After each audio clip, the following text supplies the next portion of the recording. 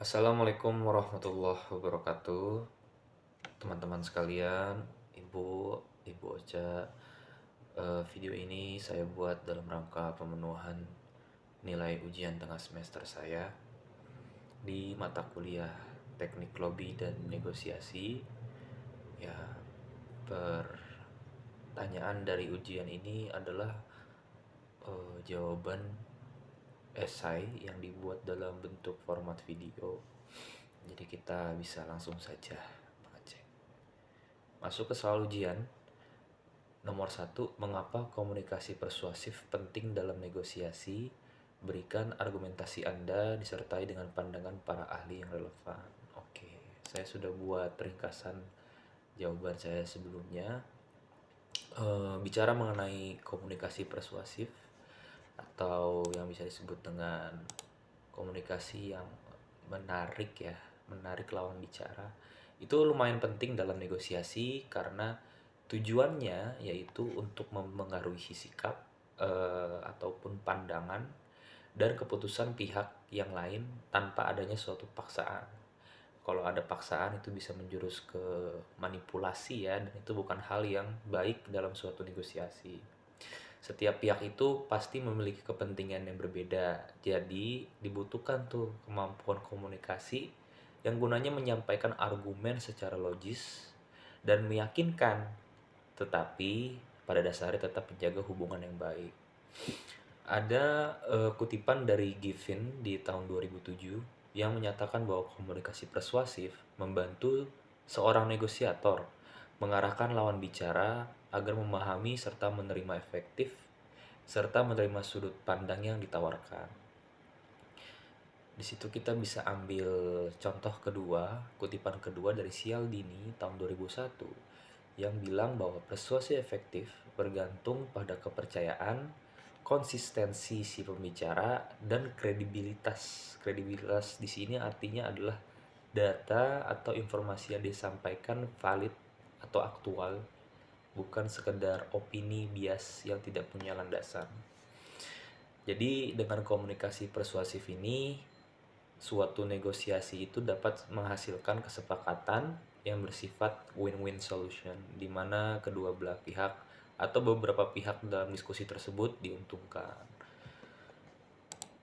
Oke, kita coba ke soal nomor 2. Jelaskan hakikat mendengarkan dalam proses komunikasi. Oke, pendengaran ya. Jadi mendengarkan ini bisa tertuju ke beberapa tujuan dan sebab mengapa mendengar lawan bicara itu merupakan suatu hal yang kita nggak bisa lewatkan. Mendengarkan seseorang bicara, hakikatnya itu secara tidak langsung menghormati dan meyakini bahwa keberadaan pembicara lain itu emang eksis. Jadi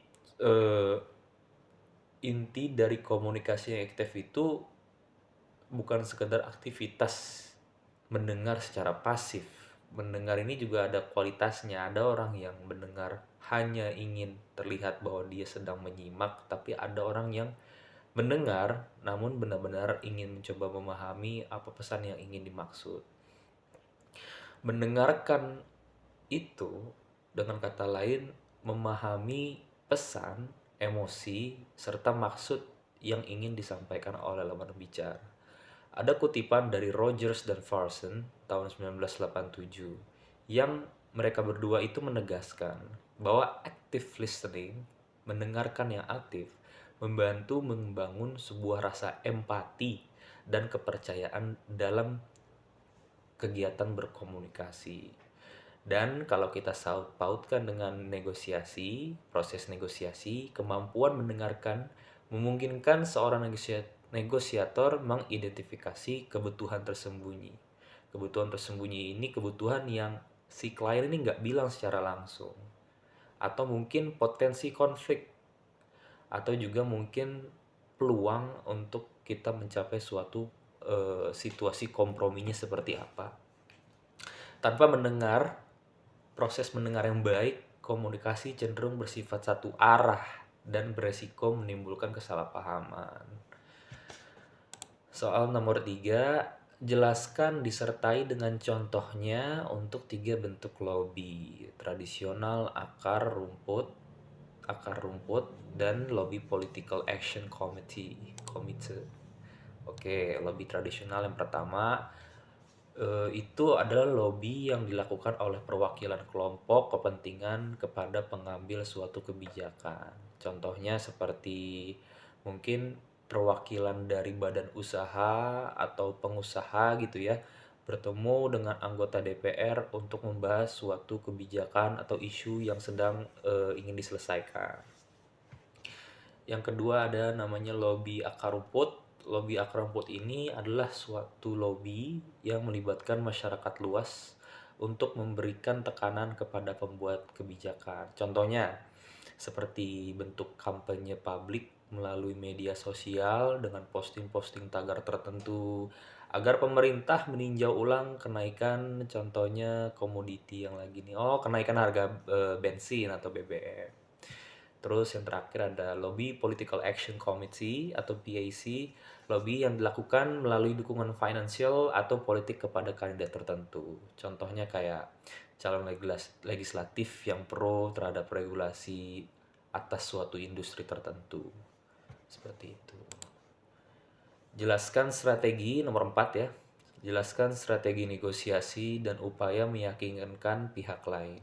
Apa saja keterampilan yang harus dimiliki oleh seorang negosiator. Oke. Di sini ada 2 poin ya, strategi seorang negosiator dan keterampilan apa yang dibutuhin sebenarnya. Jadi strategi dari seorang negosiator itu meliputi salah satunya ya persiapan yang matang ya, dalam artian pemahaman kepentingan atas pihak-pihak yang bersangkutan dan penentuan batas minimum, serta juga dengan menggunakan komunikasi yang sifatnya persuasif. Ingat di soal nomor 1 kita udah bahas komunikasi persuasif, di mana komunikasi yang berupaya membuat pihak lain setuju kompromi tanpa adanya rasa celah-mencela karena tujuannya masih positif.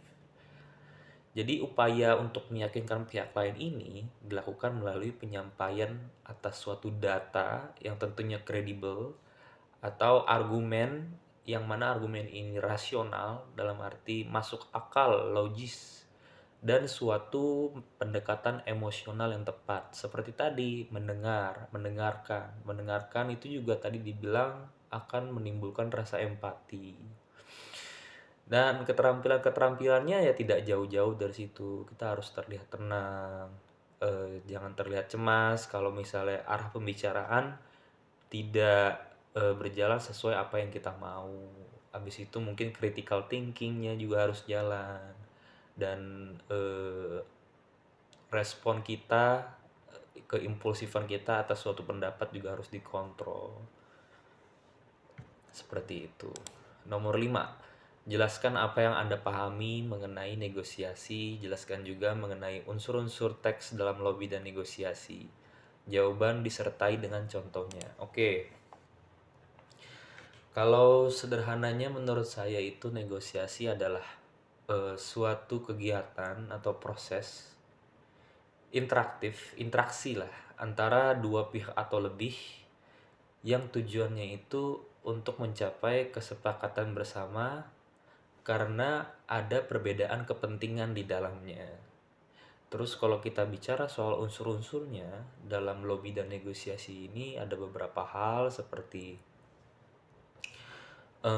pihak yang terlibat, isu atau kepentingannya apa, yang kedua, yang ketiga mungkin ada argumen atau tawaran yang diberikan masing-masing pihak, ada juga prosesnya, dan ada seperti simpulan, kesepakatan akhirnya gimana setelah deal-dealan itu. Kayak contohnya ya, negosiasi antara kontraktor dan klien yang mereka mempunyai timeline berbeda di setiap pekerjaannya.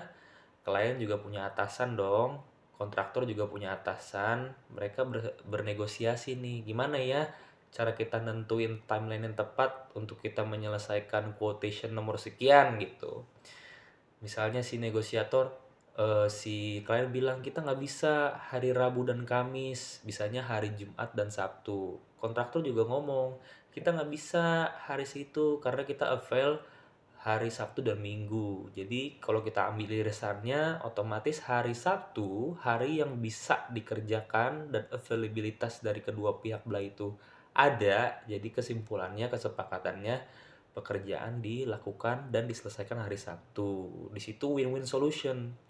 Kontraktor bisa mengejar progres dari pekerjaan, item-item pekerjaan di quotation, dan si klien bisa laporan ke atasannya bahwa proses pekerjaan tidak stop, statusnya tidak on hold tapi berlangsung. Seperti itu salah satu contohnya. Oke, jelaskan mengenai teori perbedaan budaya dalam negosiasi. Jawaban disertai dengan contohnya. Oke. Jadi ada sebuah teori perbedaan budaya dalam negosiasi. Jadi kalau kita udah membahas atau membuka topik budaya itu dia kayak abundance ya, ragam, beragam. Jadi di budaya itu ada nilai-nilai, ada norma dan kebiasaan budaya yang tentu berbeda-beda pada setiap individu. Individu-individu ini kan akan mengambil suatu keputusan ya dalam berkomunikasi. Makanya Hofstede pada tahun 1991 menyatakan nih bahwa dimensi budaya seperti individualisme atau kolektivisme dan jarak kekuasaan yang mempengaruhi gaya sebuah negosiasi.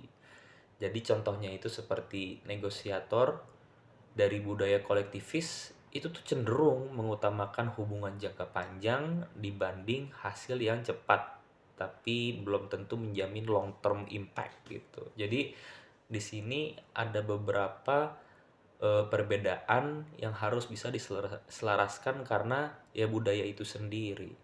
Bagaimana orang kerja, misalnya orang Sumatera sama orang Jawa bekerja tuh beda. Biasanya orang Sumatera misalnya kebanyakan kerja di atas jam 7 malam karena sepi. Tapi orang Jawa misalnya kerja jam dari pagi karena mereka pengen pulang cepet-cepet. Ibaratnya mereka nggak mau lembur sampai malam. Ya itu didasarkan oleh budaya. Setiap ras, geografi, letak dari mana, asal dari mana mempunyai perbedaan. Makanya di sini ada teori yang tadi disampaikan oleh Hofstede. Maaf. Oke, kita masuk ke nomor terakhir. Jelaskan pemahaman Anda mengenai adanya perbedaan budaya dalam negosiasi, lantas bagaimana upaya untuk menciptakan komunikasi efektif karena adanya perbedaan latar belakang budaya dalam dunia bisnis. Oke, ini menurut pemahaman saya ya. Perbedaan itu pasti ada di setiap pihak-pihak yang bersangkutan dalam sebuah negosiasi. Tapi menurut saya, pemahaman saya di dalam negosiasi, apapun isu, kendala, rintangan, hal yang ingin dituju bersama-sama, yang penting menurut saya yang pertama itu jangan ngelihat ke atas.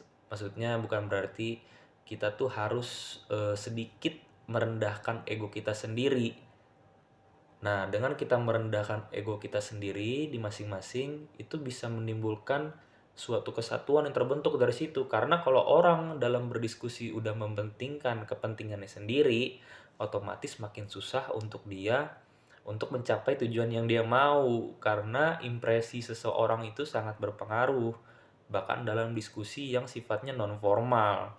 Kalau misalnya kita sama-sama ingin mengerti, oh kalian butuh ini, kalian butuh ini, kalau saya ini, yuk kita bahas bareng-bareng, di situ lu menang. Karena bagi para negosiator, entah pihak A, B, C, kalau mereka sama-sama ingin saling dimengerti dan ingin bertujuan baik mencapai suatu keputusan tersebut, sedikit merendahkan ego demi kepentingan bersama itu lebih baik daripada menumbalkan beberapa pihak untuk mencapai tujuan dari satu pihak. Nah, itu yang mungkin sering terjadi ya di beberapa ranah dunia nyata ini itu merupakan contoh negosiasi yang kurang baik karena faktor perbedaan bukan cuma budaya, mungkin jabatan atau mungkin derajat karena mungkin eh, posisi dia di keluarganya, posisi dia di kantor. Tapi kalau kita bertanya bagaimana perbedaan tersebut ada tapi tetap bisa efektif, kalau dari saya ya sedikit merendahkan ego untuk mencapai kesepakatan bersama. Terima kasih.